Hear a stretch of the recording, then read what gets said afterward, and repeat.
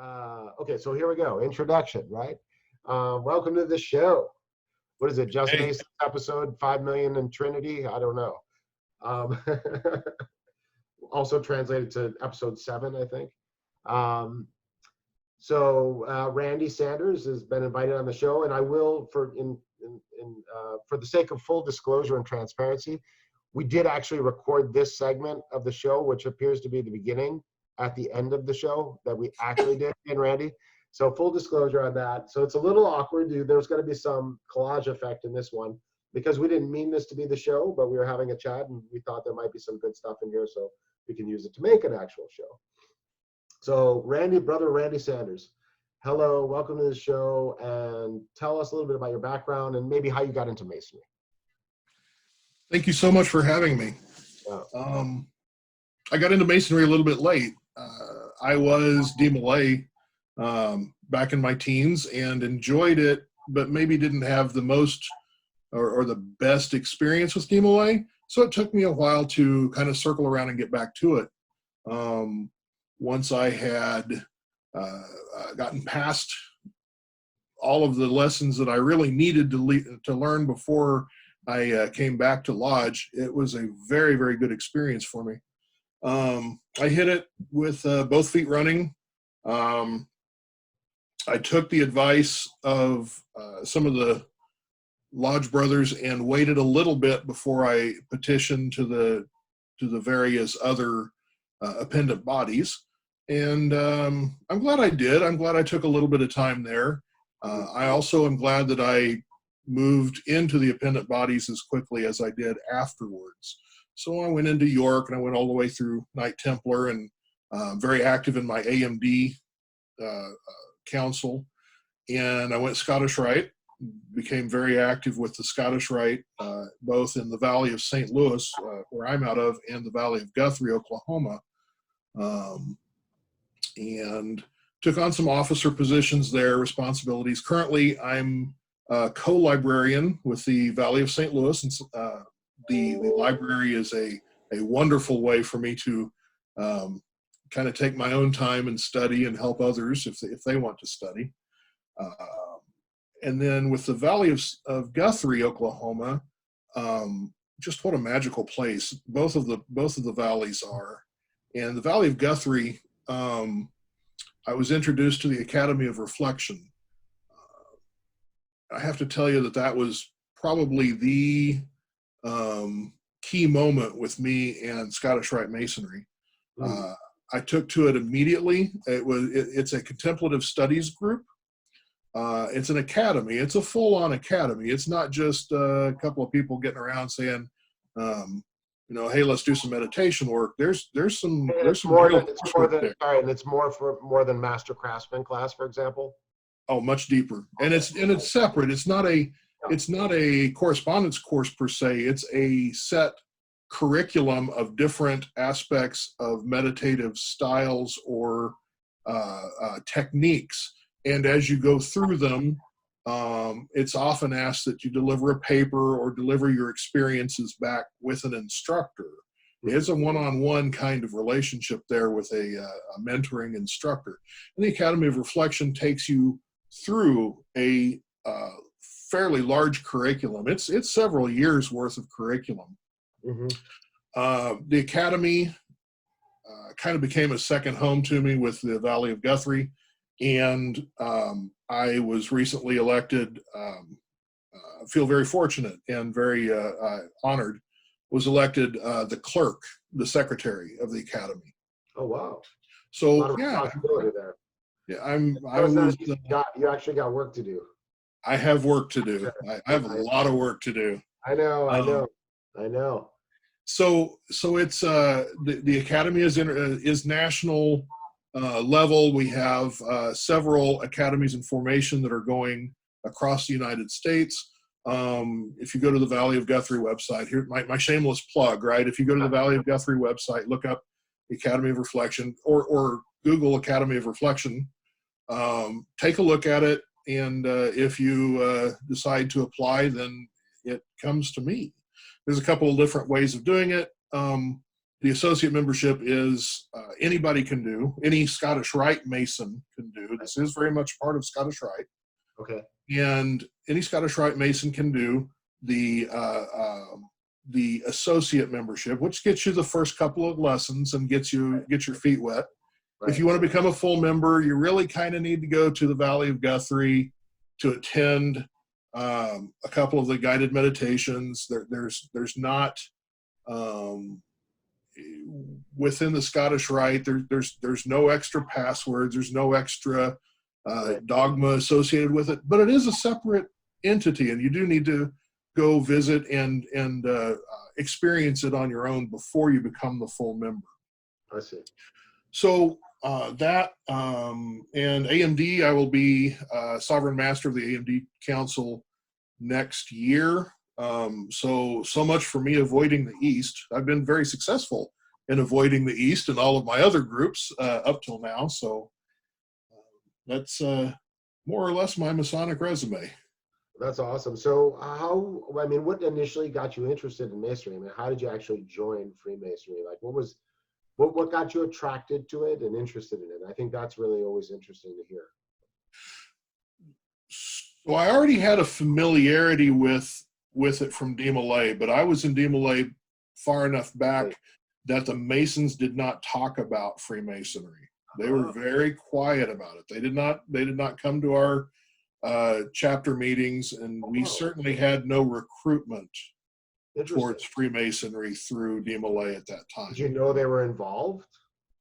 We knew that they were involved. They would show up. They would do neat things. I had a very unique experience when I was elected Master Counselor of my DeMolay chapter.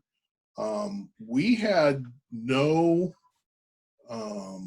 contact with anybody in Freemasonry except a third cousin that was, kind of, I only saw on holidays occasionally.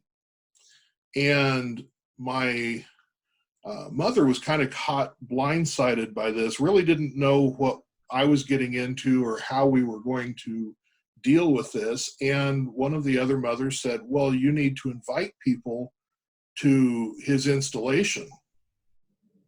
And we're looking at each other going, okay, I've been to an installation once. I have no idea what this means. Fortunately, some of the other mothers came in and kind of helped my mom and guided her and got her in the right direction and helped with the organizational pieces. Once she understood what needed to happen, my mom was great at that stuff. She was able to take off and run. But when it came to the invitations, we didn't, I didn't grow up poor, but I didn't grow up rich. My mom took one look at the printing bill that it would have been to print up the invitation. She said, forget that, I'll just write them all out. So she did. And you can imagine all of the state officers from all of these various Masonic organizations have a stack of DeMolay and Rainbow and Job's Daughter installation, pre-printed invitations to the installations. Right. And one that was handwritten. My poor lodge, I can't imagine what they went through, because without warning, for my DeMolay installation, we had to go out twice for additional chairs. We were standing room only. Every lodge, every grand officer from every jurisdiction showed up from across the state. Wow. It was unprecedented. We had no idea, because she had hand printed these invitations, and she was the only one for probably that entire decade that did that. That's amazing. And it made the turnout so amazingly great. I had, punch and cookies for maybe 70, 80 people, and the place was standing room only. The entire lodge, there were people outside because there was no possible way for everybody to get inside. It was insane. This is for your DeMolay initiation. My DeMolay Master Counselor installation. Oh, installation of right. officers. Bigger deal, right? But, oh yeah, I had no idea. It was, and to this day, I'm guessing that I had a record turnout. So, wow, I mean, how did that affect you emotionally? I mean, that must have been intense. I was too young to really process it. I see. I was in my teens, and I was, Yeah, right before I got my driver's license. So, I was, right. it was awesome. And the poor chapter dad was walking around with his eyes about this big around, and just in disbelief. And it was pretty cool. The other moms and the Eastern Star walked in and took one look at what was going on and realized immediately that what had happened. And they jumped in, and there was probably a half dozen of them or a dozen of them back in the kitchen helping my mom out. Everything came out perfectly. It all worked out. It was just. Well, it was that comes back to what we talked about in the beginning, before the beginning, because this is actually the beginning theoretically, the flexibility and adaptability in times of change. And when the context changes, the ones that are going to make it are the ones that are able to flex and adapt and work creatively to solve the problems. We were talking about business. But in the case of this, the situation, the context changed dramatically. There was a huge turnout, way unexpected. And, but it worked out. People helped your mom out. People adapted to the situation. People came in to lend a helping hand, and everything worked out. People had enough food, I suppose. There was enough food? There was not enough food, but nobody went. No, nobody went away totally hungry, but nobody went away full either. That's for sure. That's good. That's good. That's everyone got a taste. That's an interesting point. We talked earlier about, and we'll talk again about the flexibility, adaptability of the situation. Right. And you had made a point about the usage of these situations for the embetterment, and that the more forward thinking, the more creative of us are going to be able to take this and make use of it in a better manner. I also believe that it's fortunate timing, and those with the right preparation that are going to be able to take advantage of this. Let's talk about refracted light for a moment. Yes, please. The concept behind your Sunday evening lectures Sundays. On Sundays. Sundays. That's shameless plug, folks. No, absolutely. We don't want too many people, though. on esoteric Sundays, on Tuesday with Matt's North Carolina Lodge of Research Lodge. Said that backwards. Wednesday was my actual lodge night. I picked Wednesdays because it wasn't going to conflict with my lodge since we're not meeting. Right. And I pinged RJ, whence came you, Robert Johnson, and said, hey, I'm going to be doing this virtual series. What do you think about this? And he said, I think it's a great idea. Have you talked to, and he starts listing off folks, talking about Joe Martinez, talking about Mike Jarzabek, talking about all of the folks that are instrumental right now in Refracted Light, and the admins of Refracted Light, saying, hey, these guys are interested in doing very similar things right now. Have you talked to them yet? And I said, no, but I will. Mike was putting together a lodge of instruction through, now that was a sanctioned thing through his Grand Lodge. That was a little bit different from what I'm doing. But I started talking to him, and we're like two peas in a pod when it comes to this stuff. We're absolutely looking for it. For the past year, I'm a member of two Blue Lodges and a lodge education officer in both. The one is a little bit more of a destination lodge. We've turned it into that. We don't use the word TO or the letters TO in Missouri, but what we did with this particular lodge was just focus on. For those that don't know, TO, traditional observance. Some Traditional people might not observance know is that reference. They might still not know the reference. In fact, you might want to put a little side note there. That's right. There's a couple of very good books and very good articles on the pros and cons of TO. Most of them are approaching it from the pro standpoint. You can read between the lines and the occasional cons. The Missouri does not sanction that and does not appreciate that in the manner that it is, but Missouri does very much highly respect, focus on ritual, focus on education, focus on all of the good things that come of it. I think there was a negative connotation to traditional observance at some point that some of the Missouri folks didn't appreciate, and that's okay. That's their view. Anything I say here is opinion, of course. I'm not part of the Grand Lodge other than being a member within Missouri.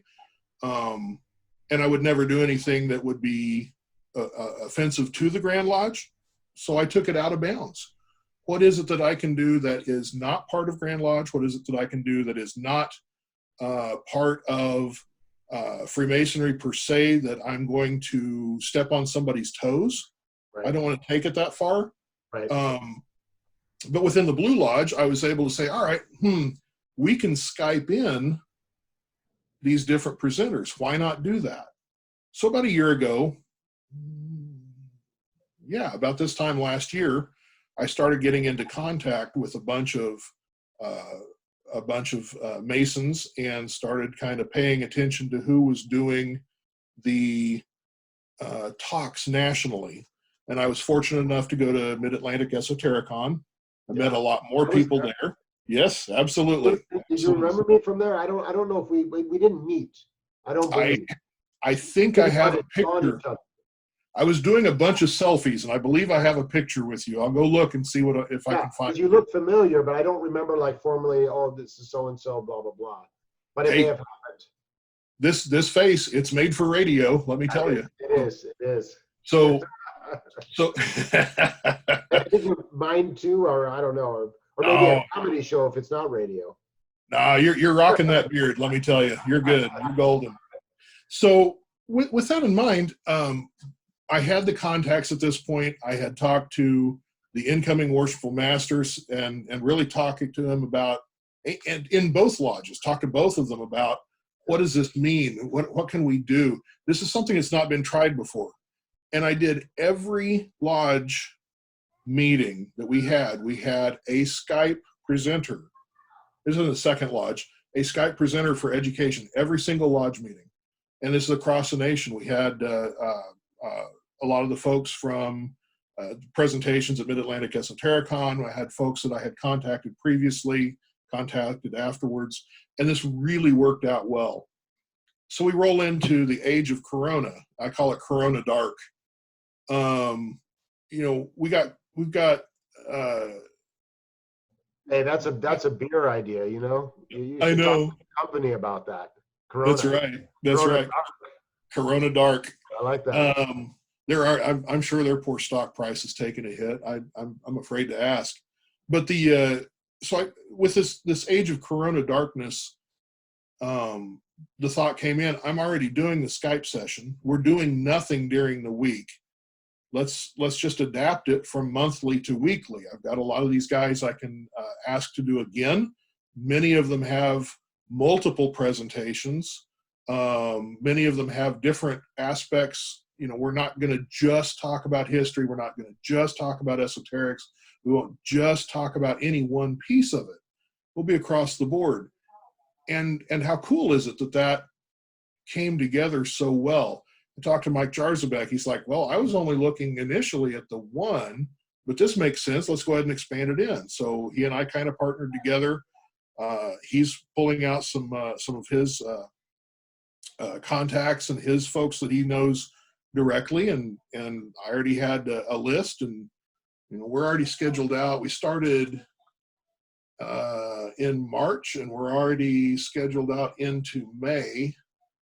And as we're speaking, it's just the second week of April. So this is a um,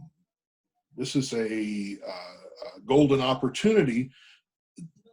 Circling back to the original conversation, this is a golden opportunity that was created from something that was already there.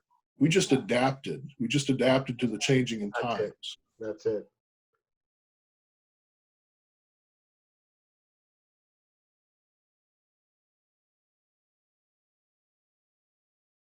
So how are you taking care of you while all this is going on? We just talked about mental health on the last Masonic Roundtable, and we have a mental health panel coming up on Refracted Light. So how are you taking care of you during this? Well, as you can see, not very well. No, I'm doing fine. You know, my approach is to try to, you know, be as positive as possible, to be realistic and look at all the information and the news coming in and the data points and whatever, but not to let those now control my emotional response. You know what I mean? Like, oh God, I'm going to panic and I'm going to get all stressed out constantly talking about COVID day and night, you know, and what's going to happen next. I mean, yeah, I'm not going to let it take me there. I don't want to go there. It's not going to help anything. So I'm just trying to be positive, and I'm focusing on positive things. I'm focusing on creative things to distract myself as a hobby. I'm doing work. I work online, obviously, like us all. And spending some time with the kids and the family, cooking, enjoying cooking. I've always liked to cook, and now I'm home all the time, so I have more opportunities to cook. I've been getting into making sesame fried rice, which is very nice. Black sesame fried rice, mind you. Black sesame is a bit more nutritious. And at this time, during these times, I figured, you know, I need an immune boost. You know, I need to be eating a little bit healthier just to, you know, give us that extra immunity for me and my kids and everybody. So I'll make a black sesame fried rice where I get sesame seeds. We have like a lot plaza. I don't know if you have those grocery stores where you are, but it's basically like a world market, kind of international food store. I'm sure your wife shops in one, and where you can get a lot of good produce, and also fish and meat and exotic items like Indian food items and, you know, Filipino stuff or Thai food, whatever you need, Chinese. And I like the store a lot too. So we shop there for most of our stuff, most of our groceries, because my wife's from West Africa, so she cooks too, African food. Anyway, but back to the black sesame. I get a bag of black sesame imported from, I think it's Japan, and I'll pour some into a pan and roast them first because they're raw. So I kind of hand roast the sesame seeds till they start smoking a little bit, get that roasted taste, the black sesame seeds. Then I have a stone mortar and a pestle, and I'll pound them up. You know, I like to do things from scratch. And I'll pound them up, add a little salt maybe, and pound it up, and that wonderful roasted sesame smell comes out. It's really nice. I'm a big fan of sesame. And I also have black sesame oil. I bought a thing, like a half gallon of black sesame oil from this market. They have all kinds of Asian stuff, you know, lots of sesame oils and stuff. So I found black sesame oil, and it's actually really good quality. And so I figure if I'm going to make the sesame fried rice, why don't I use the oil from the seed itself? The seed that I'm cooking with. So I'm cooking with sesame seeds. They have natural oil. That's an edible oil. And so why alter have a combat of the oils coming out of the black seed and then putting in a corn oil, and there's almost like an all chemical combat happening in your food that could work out good or bad depending on the combination, right? But I wasn't going to go there. I wanted to keep it simple. So I said, let me use the black sesame oil because that'll be the perfect marriage. There won't be an argument there because the black sesame seeds give off the same oil. So there's an easy combo. Anyway, so I ground the seeds. Then I'll give you the simple recipe. Then I take the black sesame oil, put that in the pan, heat it up, put some rice in there, usually cold rice. You know how that goes with fried rice. You want to use cold rice or day-old rice. Ideally, the rice is kind of separating easily, but in reality, it's sticking, and you got to deal with sticking on your hands. You got to wash your hands first, folks. And then you kind of sprinkle the rice around. You don't want it clumping. You want it frying nicely in the oil. And usually what I've done now is I fry the eggs apart because you need a kind of scrambled egg in the fried rice. I fry the eggs apart in a separate pan till they're almost done, but still kind of a little bit runny. Scrambled eggs, slightly runny. And then once the rice is frying and it's gotten pretty good. Then I add in the egg, and it kind of comes together with the rice and finalizes its cooking process too. But I don't want to put it in totally runny in the rice, because then you won't have chunks of egg. It'll all be stuck around the rice, and it's awful. So you want it done right, and then I pour in the black sesame seeds on top of that I've crushed in the mortar and pestle. I mix that around. I add salt, some white pepper. And that's it. Fry it up. Sometimes I add a little more sesame oil at the end if it's looking a little dry. I add a little more of that black sesame oil in the end to give it just that right sheen that you know the fried rice is going to be good. And then it's done. And I know you're hungry now, Randy. Not only am I hungry, not only am I hungry for this, the folks that are watching this are going to be, I hope that they draw the same comparison that I did to perfecting lodge ritual. Because the way that you just described this recipe and went through the recipe itself is a ritualistic means of cooking, but the application goes straight to lodge. Why are you doing what you're doing? And you've explained it as you went. Right. And that was a really cool way of expressing that. Well, if you like that, you'll like the talk I had with Hamza on the new Just Masons episode. Hamza, oh, did I lose your connection? I'm still here. Are you? Wait, okay. I see you. Okay, we're good. Okay. For some reason, your screen disappeared for a second. We talk about the art of cooking and its similarity to the alchemy, and how the idea of cooking with love, it can actually make a difference in your food, and how many people actually cook with positive intentions, and also how many people cook when they're stressed or angry or rushing or fighting, and how does that affect the meal you make in comparison, you see? Versus like actually doing it in a prayerful manner and making it with intention, really organized in a planned way, in a clean and effective way, well thought out. You've done some research, you've looked at videos online, whatever, you've done some educational stuff in the background for what you're going to do. And you do it with the intention of creating a food that's going to heal people. So when we're coming back to the Hippocrates, food is thy medicine and medicine is thy food, right? And they say in like Ayurvedic traditions, and I think in Chinese medicine too, that your first medicine should be your food. If you got a health problem, work on your diet first. That will fix like 80 to 90% of your problems. Just working on your diet. Turning your food into a medicine. Eating the right foods for your body type, for what you need to cure. And if that doesn't work, then you go to herbs or acupuncture, these types of things, or body work or whatever, right? And then if that doesn't work, you go to your Western doctor and they give you some pills or they do surgery. Very entertaining. You and I have a very interesting shared background here. Yes. I know that we both studied some Wing Chun. I've been teaching it for about 30 years now.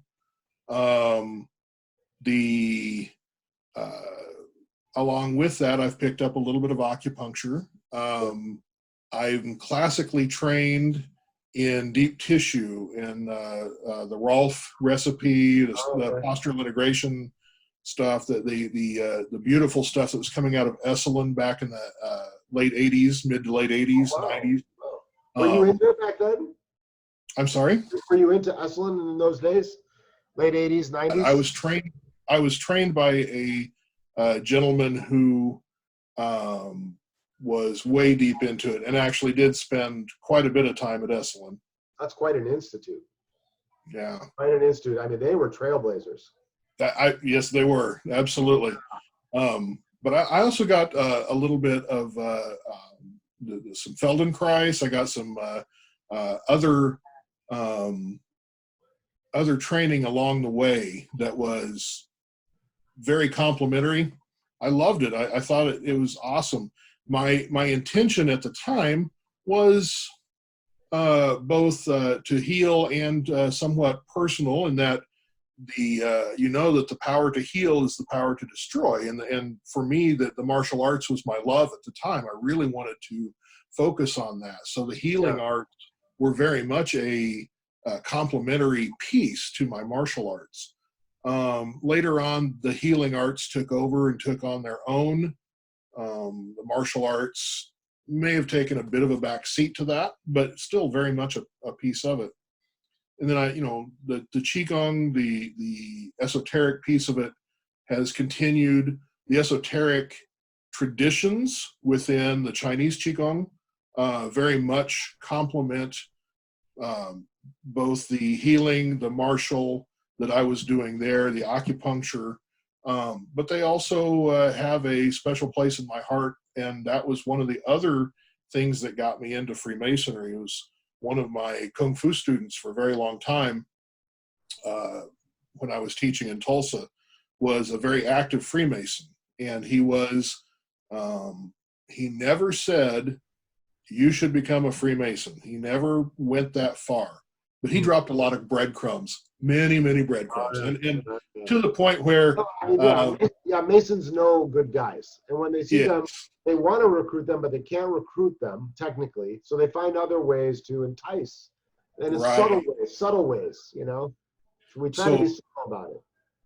So I would teach him Qigong. He would talk philosophy without being specific.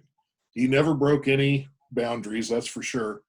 But we had a great great relationship there. That was awesome. I learned a lot from him, and we at some point in time, I had come across a Tai Chi teacher that was really good, and I learned Yang and Chen style Tai Chi from him. Both. He was very, very good. And then this Mason in Oklahoma, my student in Wing Chun, also studied the Tai Chi along with me under this guy, and it was a lot of fun. We picked up a lot of differences, a lot of similarities, focused on the Qigong. I was fortunate that I traveled with the martial arts, and I learned some Southern Praying Mantis Qigong. I learned some of the 5-animal Shaolin Qigong. I learned over the years across the nation. You pick this stuff up.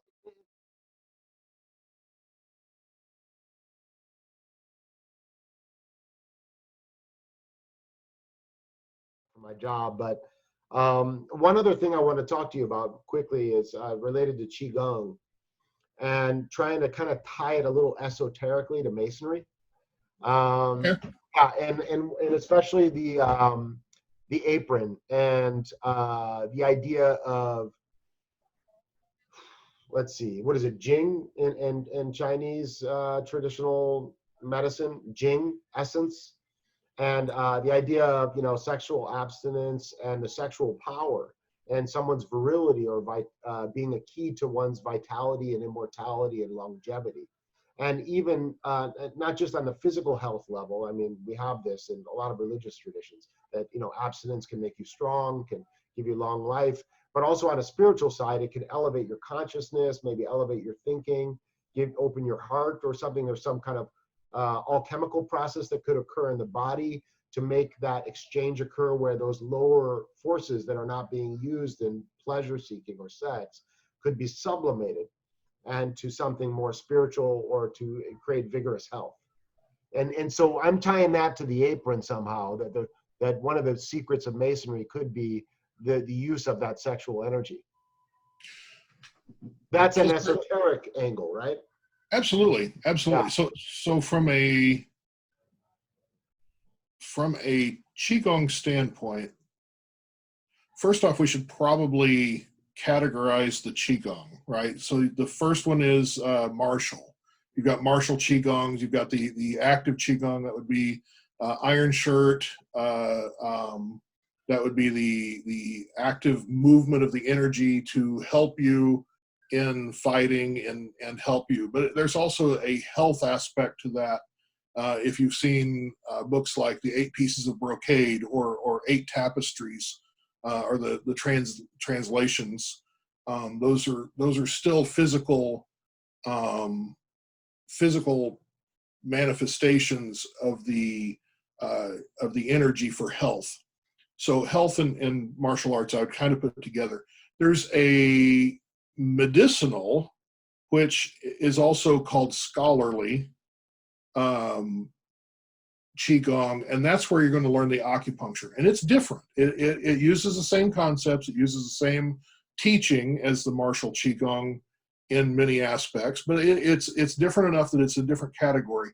The acupuncture, again, the 8 pieces of brocade might fit more into that. The scholarly aspect of it is, the study of the Qigong, not just the doing of it. The third aspect is religious, and this is more where we get into the alchemical side of the house, where we get into how the Gnostic part of the Qigong would interact with what we're used to, maybe from the more Western esoteric traditions. And then the fourth one is really the most rare, and that's the guys that are on top of the mountains that you never see, and that's called longevity or long life Qigong. The legends are that these guys live for several hundred years. I don't know. I've never met one, but I'm not going to argue. I don't know. So with those 4 categories, let's kind of come back to what you're saying. Within the Western esoteric tradition, the closest that we have is that third category, which is the religious or the Gnostic.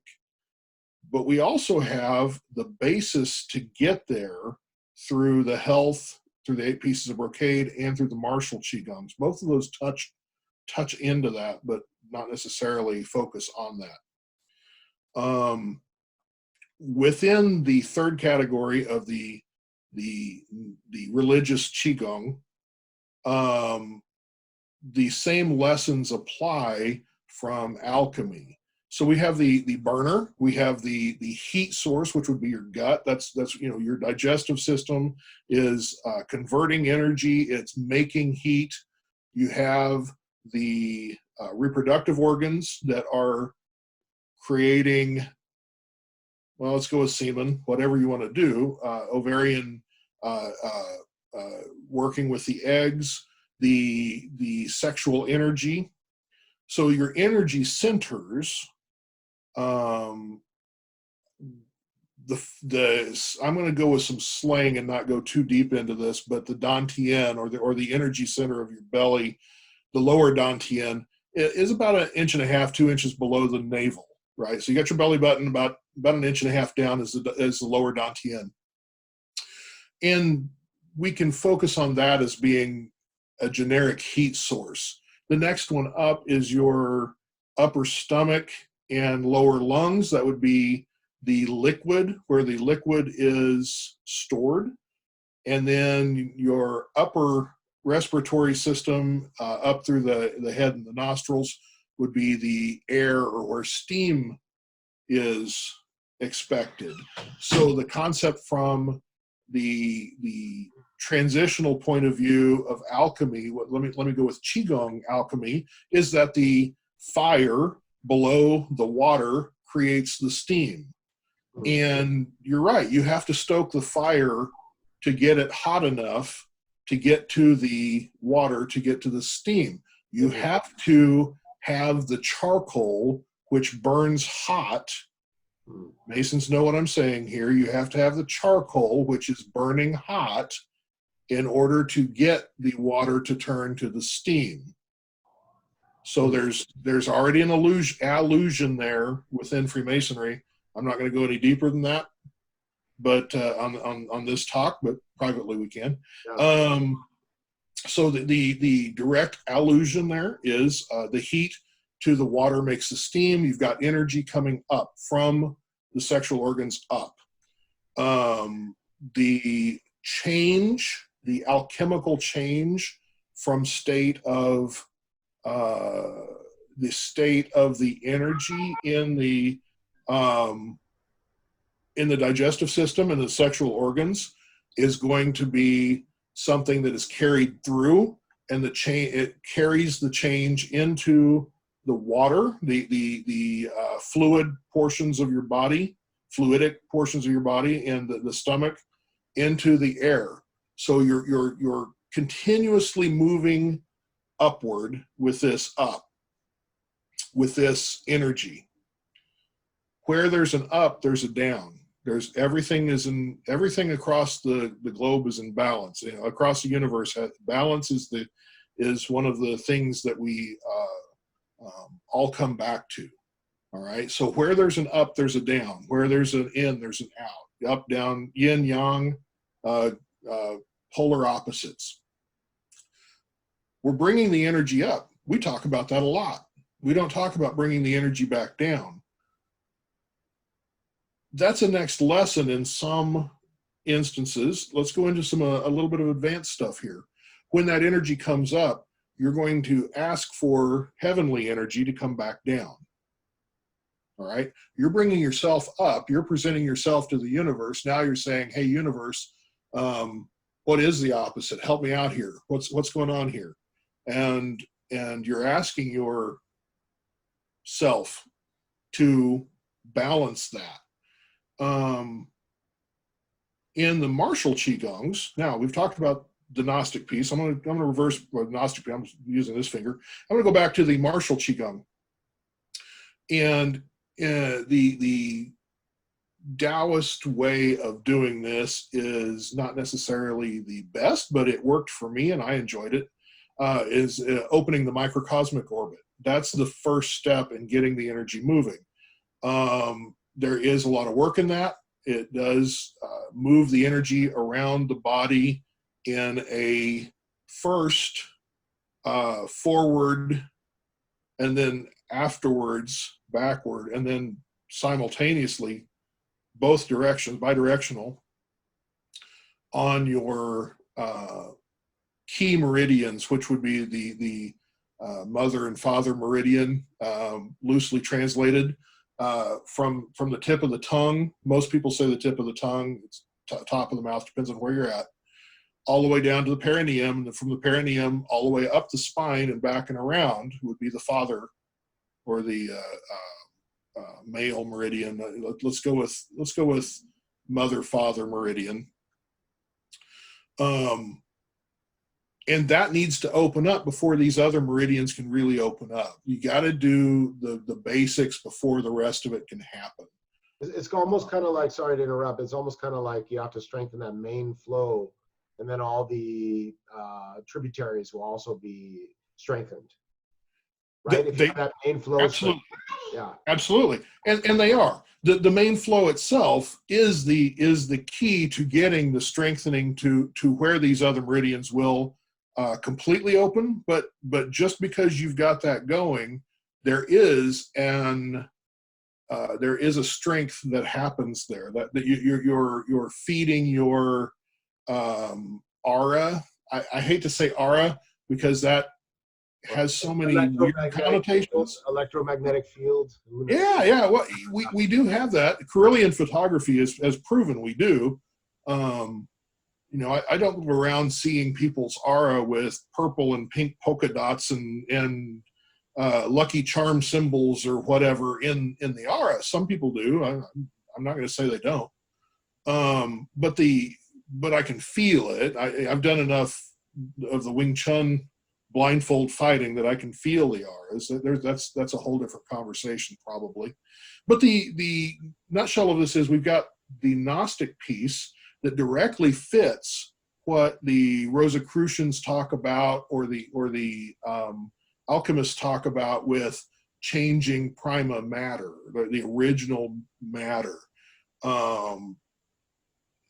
And yes, I'm touching on the surface here. I'm really not going to go super deep here. But, yeah, it's a bit of a gloss over. There's so many holes you could go down. But we talk about the primal matter, and we talk about moving that energy. The question that you had posed, and the reason that I took off on this tangent, is that the sexual energy does make a difference. You have some authors that are absolutely convinced that pure chastity must be the only thing you do in your entire life. Otherwise, you'll never reach nirvana. I don't believe that. Maybe that's the case. Maybe from my teenage years, I'm way gone. Okay, whatever. Exactly. But you have other folks, and in particular, some of the teachings in my system. Now, my lineage in Wing Chun is actually split. I learned from the lineage of Yip Man and his folks, including Bruce Lee. But Yip Man had a contemporary in Hong Kong named Ju Wan. Ju Wan taught a very similar style. And if you've ever seen Moyat out of New York, that's probably a little closer to the Ju Wan style than what Yip Man was doing. Now, Moyat was a Yip Man disciple, and Moyat was phenomenal fighter. Ju Wan was too. They just had a different take on some of the pieces, and then it came back together. My teacher was taught by both of those lineages, and then he taught that to me, which was very, very cool. All that to come back to this: the microcosmic orbit is not the same as middle pillar. The middle pillar exercise was certainly not unique to Golden Dawn. Many other mystic traditions use the exact same type of exercise or same type of movement of the energy, but middle pillar was probably most put out there as the standard, I guess, because of the writings of the Golden Dawn teachers. So middle pillar is the movement of the energy, like I was talking about with the what I would call a triple burner, the fire to the water to the steam, and up the internal spinal column. Some people say it's up the spine itself. What I've experienced is it's that area that's right in front of the spine that comes all the way up. Other people will feel it differently. I'm not going to say that I'm right. The microcosmic orbit goes around the outside of the body, just within maybe 1/8 of an inch within the skin and outside of the skin. It goes across the skin, and it goes all the way around. The middle pillar, and the way that is designed, is simply a direct movement of energy up the middle of the body, up to up to the pineal gland, essentially, up to your third eye, if you want to look at it that way. The Kundalini use it as they just basically say, bring it out your third eye, which, by the way, is a little dangerous. Do not do that. Do not do that without a real Kundalini teacher working with you. If you're going to do specific Kundalini yoga, don't go pick up a book and do that. Go use a teacher.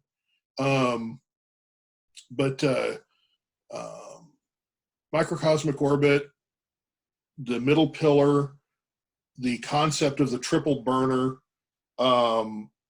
and the direct reflection or direct integration of that, if you want to look at it that way, from Eastern to Western, it's all the same.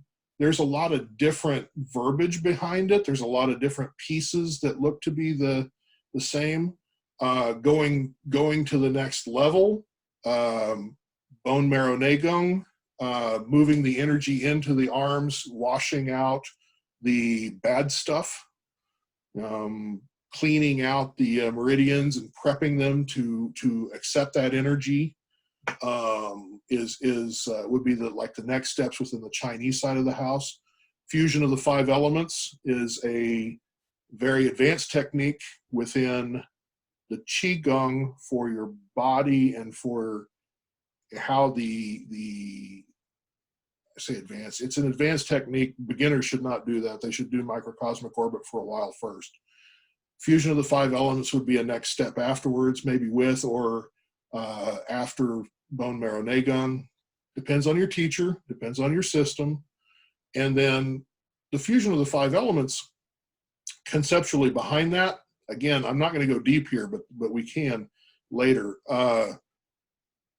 is also in the Western mystery traditions, and it's called different things. Now, I got to tell you, I don't remember what it's called in the Western traditions right offhand, so I'm not going to embarrass myself by getting it wrong. I don't remember what it's called. I do that all the time. What's the problem?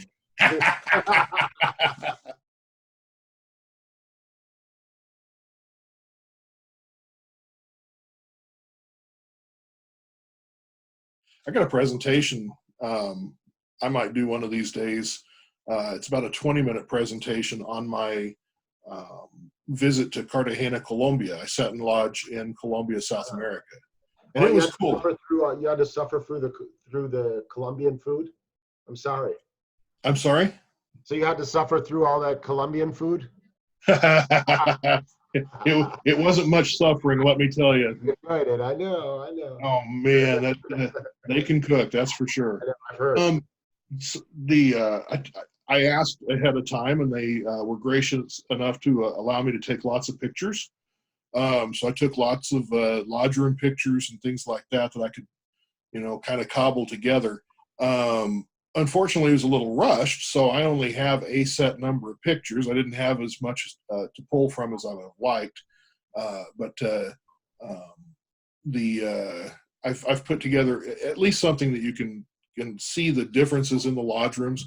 One of the really wild things there, I'll take a tangent for a moment. Walking up to the east, they have a set of stairs that wrap around, and they're divided into 3 sections. There's no handrails, but the first section's 3 steps, the second section's 5 steps, the third section's 7 steps. You can imagine it, and it's all black and white tessellated tile. You can imagine the vertigo. Oh my gosh, you walk up to that. Yeah. Really? I walked up to the east and those stairs, and I looked down and said, I can't look down while I'm climbing up these. That would be bad. Wow, that's amazing. That's amazing. I mean, it reminds me of what Brother Hamza was saying.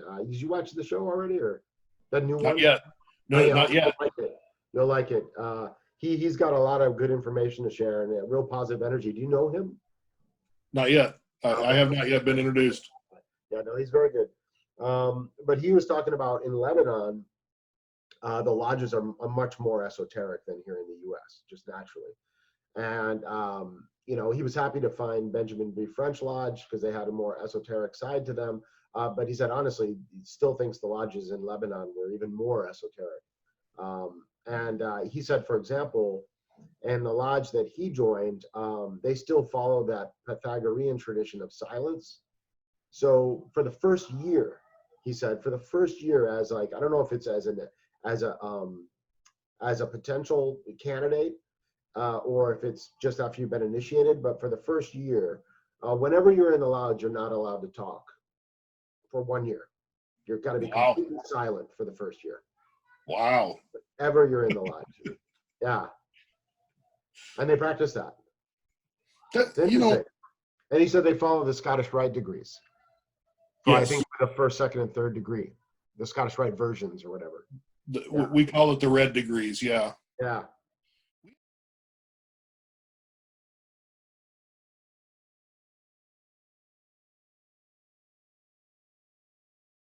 A year and a half ago. I'm not exactly sure when it happened. Time dilation right now with COVID means I don't remember what. We're in the infinite. So, yeah, really. Yeah. It's true. Not only the days. I love your memes, man. They're hilarious. Funny COVID memes. They are hilarious. I search out and post the ones that I like. Great, yeah, because there's a lot. There's a lot out there. Yeah.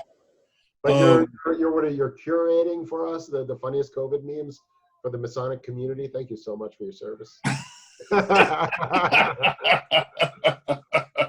I appreciate it. No, thank you. I have to find some kind of humor to get us through. It's not just a reflexive or deflecting mechanism. It's a coping mechanism. It is a coping mechanism. Yeah. Humor gives us a chance to kind of take that step back and look at the 1,000-foot view. You know, you make a joke about something doesn't mean you're irreverent towards it. It means that you're processing it in a way that is not quite ready for prime time yet, but the humor will give you a chance to. Yeah, I agree. I think that right now people are under a lot of pressure. Obviously, people are worried, you know, and they don't know what's coming next. It's like everyone's had the rug pulled out from under them. And we've always thought, well, this can't happen in America. Our country's gonna be fine, you know. We've got a strong democracy, you know, we've been around, we're the clear leaders in the world. Nothing can shake us. You know, don't worry, you're gonna have your Social Security, you'll have everything's a guarantee, promised land. I think we're starting to see that shit, maybe that's not always true, and it could be something from nature that does it. The sad reality is that we are directly in the middle of a recession right now that is borderline depression, that, you know, could turn into that kind of a thing. The stock markets, the faith in humanity, which is pretty much a reflection of the stock market, is a faith in the ability for us to continue manufacturing and being a service-focused society, has been shaken but not hurt. Okay, so we dropped back down to where we were about 3 years ago. Okay, you know, what that tells us is we were in a really good period for 3 years. Everything was working very well. We're not past that. We're not going back to regressing past that. We hit that plateau of back where we were, and now are we going to be able to climb out of this, yes or no? The question is going to be more on how small business is able to recover. If the small business recovers, we're golden. But if Joe's lawnmower and bait shop down the street does not open back up, then you've got the supply chain upstream, you've got the customers downstream. That part of the economy no longer exists. So that's the important part. And that's probably more important than giving GM or Ford or whomever a bailout. Getting the small businesses back is going to be the key. Yeah, I agree. And sorry for the background noise. I got 4 boys in the house, so I think All good. They're going through their boy processes in the background. So, but I think that, you know, what I'm feeling for myself anyway, and what I'm thinking in terms of like business community right now is flexibility, adaptability. This is the ultimate test. Are you going to make it when the context changes? Are you going to be stubborn and say the business has continued the way it always has? Or are you going to say, embrace reality and say, you know what, it's not going to be able to continue the way it always has, so we're going to have to change. So yeah, those that are more flexible, more creative, more able to adapt could actually see this as a great opportunity to get ahead of everyone else, because there were rules of the game that were in place, and there were winners and there were losers in that game, and they were pretty much stabilized because they mastered that whole system. Now someone's like, oh, I'm going to mess up all the pieces and change the rules. Go. Fresh start. You know what I mean? So those that are really creative right now can actually come out ahead of even the biggest players. Very true. Very true. We don't know what the next. Nobody knew that Zoom would be a 200% gainer right now, right? Nobody understood that, you know, voice communication would be such an uptick. Right. The cell providers are actually scrambling to increase bandwidth, increase the radios, number of radios on the towers, increase the amount of fiber, increase. And you know why? Because we're playing more video games? No, because we're picking up the phone more and calling mom or calling the kids. Yes, absolutely. So, and that part's that part's kind of cool too, right? We've gone through we went through a period where it was taken for granted that we would be able to be in contact with each other. We were able to freely fly across the country and attend conferences. We were able to jump on a plane and see grandma in California and be back in time for Sunday dinner for a weekend travel. The next closest thing that we have is the telephone, and then video conferencing on top of that. So I think you're right. It was a heck of a wake-up call. It is an opportunity. How do we turn this into a continued opportunity for us? We've done this. I know that you've been asked this question, and I just got it asked twice to me today. How do we open this up more globally? Because the folks in Europe, that if we start at 8 p.m., that's 3 a.m. for them. That doesn't work out very well. 2 a.m., 3 a.m., depending on where they're at.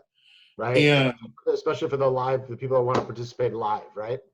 Because there's always the recording afterwards, or generally there is. Recordings are awesome. I love the whole concept of it, but the reality of live is that fresh. There's no such. There is nothing like live. When you're live, you've got the direct interaction. You've got nuance. You've got reaction, immediate reaction. You put something in the chat window that annoys 6 of the admins, and all of a sudden, all 6 of them are jumping up and down and yelling at each other. Yeah. And there's an element of risk. There's an element of risk. Yeah. And heightened attentivity, perhaps. At So least for the presenter, for sure. I mean, because they know they're live. But absolutely. Not necessarily for everybody in the audience. You got some guys that turn their camera off and, crash out drunk or something on their couch. Who knows? Wait, my camera was turned off. No. You see? Yeah. Watch out for Zoom securities now. That's funny.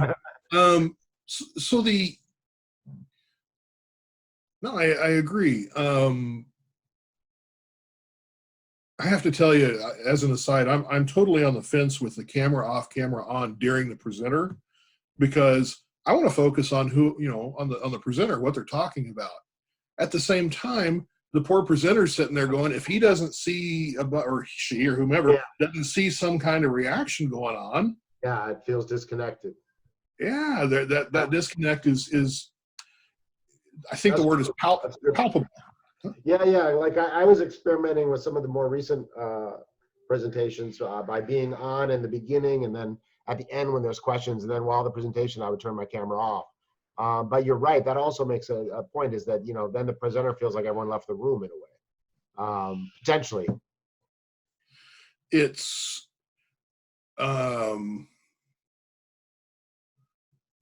it was enough of a difference or shift in paradigm that one of the guys that's presented for me has asked to kind of back off and not do a Zoom presentation, because he did feel disconnected, at least at first, and he wanted to kind of see how this went before we might schedule him up. That being the case, I'm totally respectful of that, and that makes perfect sense. Let's let him take a look at that. Let's all of us see how that fits and what kind of participation. Masonic Roundtable last night had quite a few things going in chat. That was good. The chats for, let's see, Jake Thompson did that presentation right beforehand. The chat window for that was pretty active. Other chats have been more active than others. Obviously, controversy or fringe presentations are always going to drive more chat conversations, but at the same time, I'm a big fan of questions. If I do a presentation, I'll be injecting a question or two as we go along. This is what I experienced. This is what I saw. As you can see on the screen, this is what I took a picture of here. What do you guys think that means? Why is that there? Because I saw this, but I know that there's more symbology there. What's some of the things that you're seeing there that I didn't? That's the one of my approaches to like the master craftsman stuff.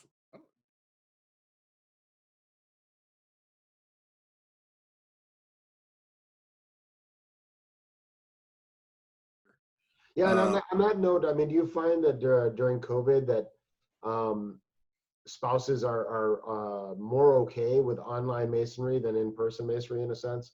I have a feeling that some wives are happy that their husbands aren't going out so much, and are at home. I mean, it depends on your relationship and your marriage, right? Some wives are like, get the hell out of this house and stay out. If you want, stay the year out of this house, please.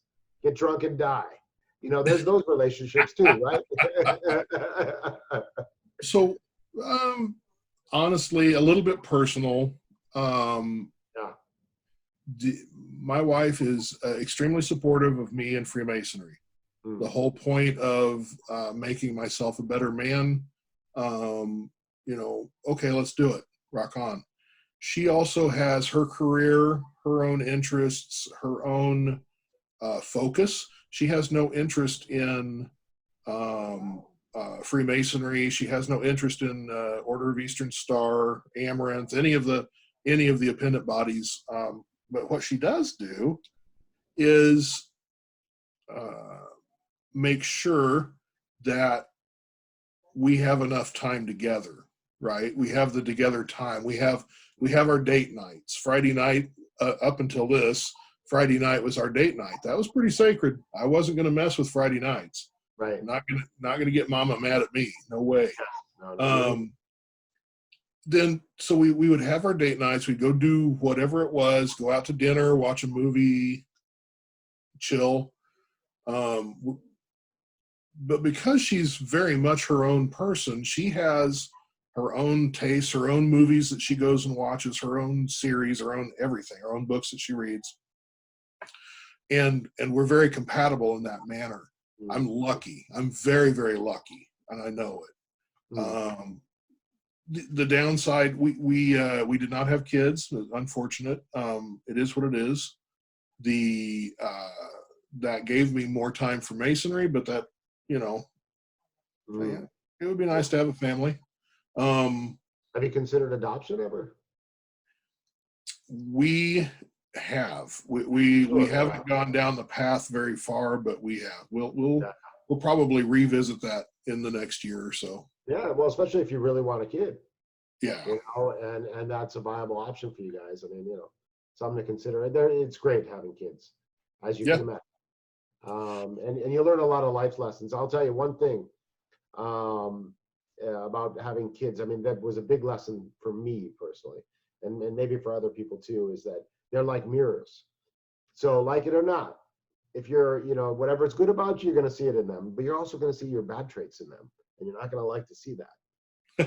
So it kind of puts pressure on you, like, oh shit, I'm like a serious role model at this point, because like what I do like impacts somebody permanently that I'm raising. I need to really maybe fix some things in myself, because I can't be like that around them, because they're going to copy me, and those are things I hate about myself. And to see them in my children too, that's the worst thing. And so it kind of catalyzes your own evolution. It puts a little extra pressure on you to chip away with that gavel. Have you gotten into mentoring? Do you mentor, business mentor? I not really, not in any direct way, like, I do business mentoring or something like that. No, I haven't. It filled that void for me that you're talking about with the mirroring. Okay. I've been a big fan of being mentored for a long time.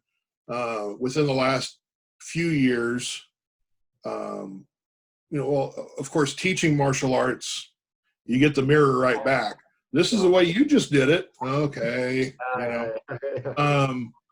But the but business mentoring and social mentoring has it opened my eyes in the same way that you're talking about with the kids, because as I'm rolling through my mind, somebody says, hey, I've got this situation that I'm dealing with. I'm rolling through my mind the ways to deal with that I've done in the past, and maybe a creative solution. It comes to me to say, maybe I shouldn't be doing that in that manner. What's the better method for me to deal with this situation? Right. And that's been a very, very valuable thing for me too. So I'm very appreciative of what you said about parenting.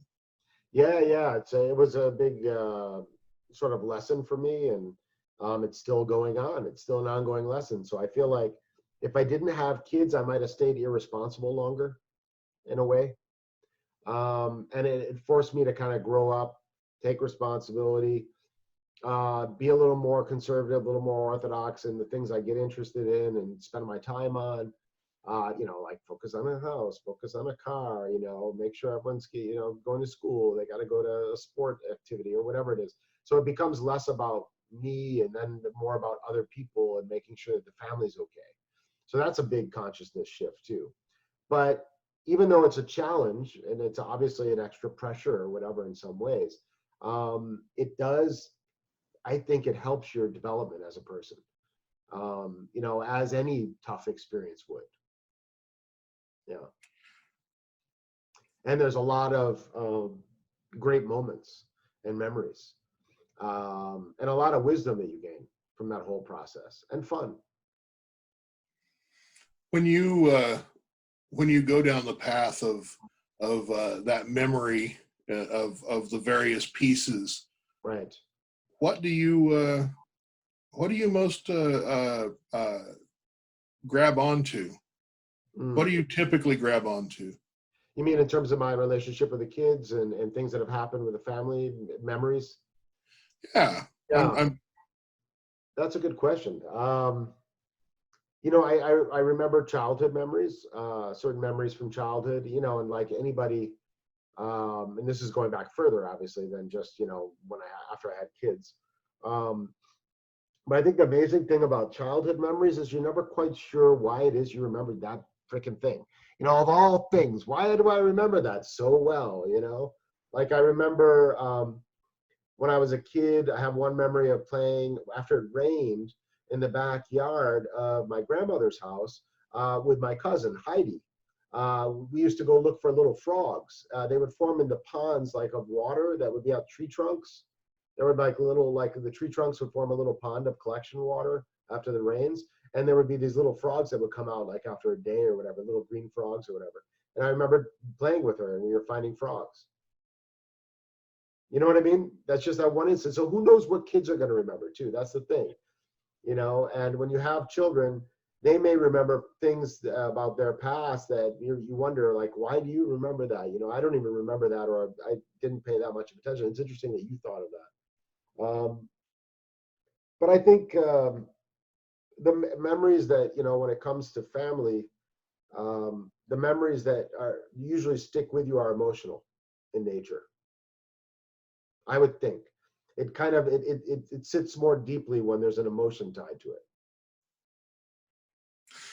So, do you think that kids are more living in the present, and then with that living in the present gets imprinted into the memory? Yeah, I would say so. Yeah, I think they're not as distracted by all the planning that we are, right? We're always thinking about the future. We're always like, ah, shit, I got to do this. Ah, that thing I promised this person later. Oh, that thing for work. Ah, I got to call that person. Oh, the bill, got to pay that bill. Ah, the car's still not clean. Ah, the laundry. What are we cooking tonight? Oh, God, it's this planning process. Whereas kids are like irreverent. They're just whatever they're doing is what's going on. So yeah, I think you're right. Yeah, I think children are more in the moment. Yeah. And that reminds me of that whole thing about what was it? Jesus in the New Testament said something, ye must become as little children to enter the kingdom of heaven. It kind of connects there, I think, meaning wise. Well, in other words, like we need to maybe live in the moment too and become more, see the world through a child's eyes in a way, not meaning in an ignorant way, because that's another aspect of being a kid, right? You don't know a lot, but in the sense of still having that sense of awe in creation, and wonder and a sense of possibility. If you lose that, what are your odds of understanding something as awesome as God? Absolutely true. I wonder if that's part of the ultimate goals of a lot of the meditation groups, is just to come back to childhood, right? Yeah. Yeah. Well, in terms of like being in the moment, yeah, I would think so. Okay, I can give you a simple example of how being in the moments or reminding myself to be in the moment can help. Chores, common mundane chores, like doing the dishes. And I'm trying to get my boys to now do more dishes, to be responsible, because the mom's working, I'm working, we're all at home, they're making more mess. They're not at the school lunch, anymore, so they're home. So, they're coming down to the fridge, all throughout the day, constantly frying something, doing something, leaving all the plates out. So I'm trying to teach them to do dishes. And one of my sons, my third son, who's 10, I was telling him, Alex, the reason why you're not enjoying the dishes, I said, every time I tell you to do dishes, you're like, the whole time you're doing the dishes, you're suffering. You're like, because you're against it while you're doing it. You're like, I hate dishes. This sucks. This sucks. Well, I said, as long as you think that and you say it and you see it that way, yeah, it's going to suck. And it's going to suck for a half hour because you're doing it no matter what. So you're going to be sucking, you're having a miserable experience for a half hour. Or you change your mindset and be like, this is a time to relax. It's a time for me to enjoy, feel the water on my hands and take my time and do a really nice job, make them shine, enjoy how the soap takes off the grease and how the dish comes out so nice each time, and you feel a better sense each time, and the more clean things get, the better you feel. And then when it's done, you get this awesome sense of accomplishment and everything looks clean and it's removed some stress from you, it's grounded you, you're not worrying about anything, you're just doing dishes. And in that sense, it's very relaxing and a meditative experience that's a pleasurable experience. And if I had more time, I'd love to do more dishes. Makes me want to go do dishes. I know, I'm telling you, man. It's the best. It's the best thing ever. So, that's the kind of argument I'm trying to have, or discussion point I'm trying to make with my son, who's 10 now. Around dishes. Tell your son They're that. too smart for me, man. They're too smart for me. They're like, well, if it's so freaking enjoyable, why aren't you doing it? That's always the response. Right. Yeah. That's right.